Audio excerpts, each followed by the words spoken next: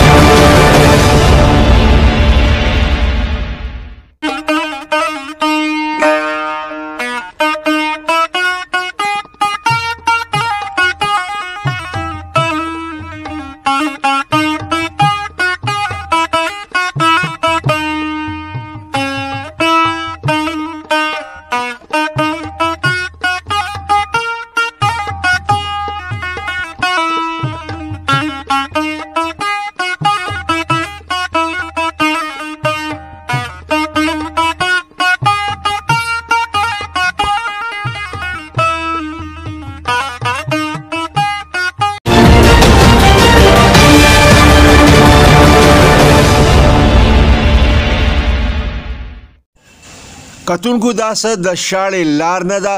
او نه زیر تعمیر روډ دی بلکې دا مشهوره شاهراه ملکڼ ده کومه چې په شیرګړ تیره شوې ده شاهراه ملکڼ دونه مصروف ترینه لاره ده چې په دې لار باندې په منټونو کې په درزنونو گاډي تیریږي او کتونکو دا روډ د NH په دایره اختیار کې دی نن سبا د دې روډ په مختلفو مقاماتو باندې د مرمت کار جاری دی دا تاسو چې وینئ دا د مرمت کار کیږي خو د حیرانۍ خبره دا ده چې د NH ټیکهدار په دې روغ رمټ او پوخ روډ باندې د پاسه کرش او خاکه خواره کړي دي چې د دغه کرش او خاکې موټایي د نیمې انچۍ نه هم کمه ده د دې کرش او خاکې نه لاندې او نه په دې د پاسه تارکول اچولی شوي دي همدغه وجه ده چې د ټریفیک د ټایرونو سره د خاکه او کرش په هوا کې راوچت شو د دوړو او ګرد باعث وګرځېده او کله چې هم د دې ځای نه ټریفیک تیریږي نو زبردستې دوړې جوړې شي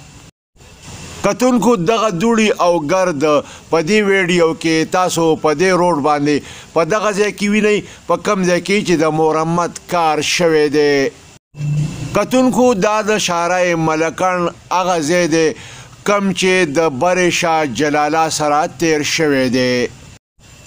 دا ګرد و غبار او دوړي که یوې خواته د شاهراه ملکڼ نه د تیریدونکو مسافرو دپاره د وبال جان نه کم نه دی نو بلې خواته د شاهراه ملکڼ په خوا او شا کې د آبادۍ دپاره هم د خطرې باعث ګرځي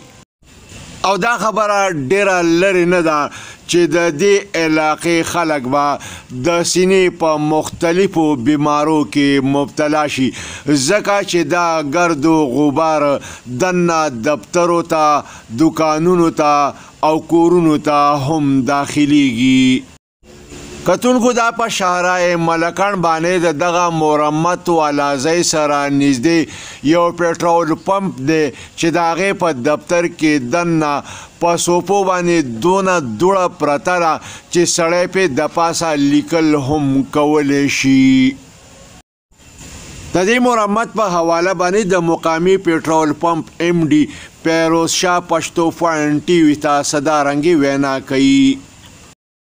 دا تقریبا درې میاشتې مخکې کې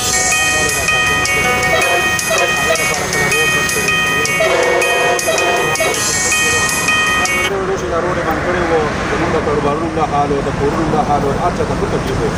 خو د هغې دپاره بس هم چې دی دوی دا کار داسې کار وکړو چې څه خاطر جوړې ده او دا هر څه ټولو باندې ډک پک کړی ډېر د نواتې تاسو لیکونو ته وګورئ د فضا کې تاسو وګورئ د خلکو ته وګورئ دا خلک چې کوم سفرو باندې سفر کوي تاسو دې تاسو کوئ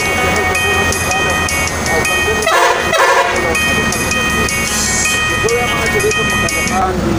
ادارې دي چې دا ماسومه ډېره چې دا کم از کم دوی نیسي او بندي او د ده دا کوم لیسنس چې دا ولا ختم او دا څنګه یې صاحب ته خوا کومه چې هغه کومه چې دا خپله جواب کومه چې راشي او دې مخکې وګوري ځکه چې دا مخکې روان دي چې دا د څنګه پورې دا کار روان دی او دا حال به دا خلک دا تکلیف لري چې دا تکلیف نور خلک مقرر شي پیدا کړي تاسو ته ما خپل دفتر وکړي ته ما دفتر ته ما جوړه کړې ده دا د خلکو کولمو ته لاړه هر خوا لاړه بیماری دي